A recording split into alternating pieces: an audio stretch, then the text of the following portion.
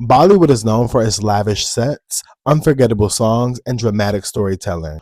But what if I were to tell you that Bollywood has also played a role in perpetuating Islamophobia? My name is Shaif. I make videos about history, cultural commentary, and spirituality. So go ahead and give me a follow before we hop into the video. Bollywood is a multi-billion-dollar industry that has shaped the cultural identity for South Asia for over a decade.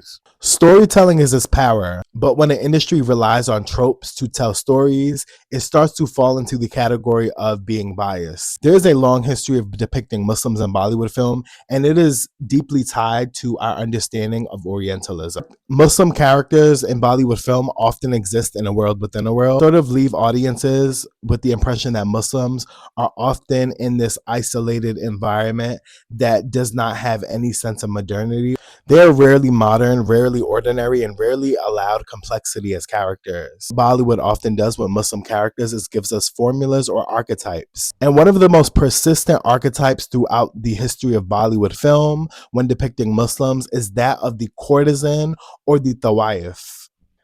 And if that image feels familiar, it's because you've seen it before, time and time again. We've seen it in films like Umrao Jan, Pakiza, as well as Bajra Mastani. Muslim women are often depicted in this archetype to sort of sensationalize Muslim culture in India in a way that isolates and orientalizes. Now, when we think about it historically, the wives or courtesans were not merely sex workers, but they held an array of roles within their society during the Mughal era and beyond. They were considered highly educated artists who had fluency in more than one language, was trained in poetry, classical music, and dance, as well as etiquette, and they overall played a key role in preserving Indo-Islamic culture. What changes is the British.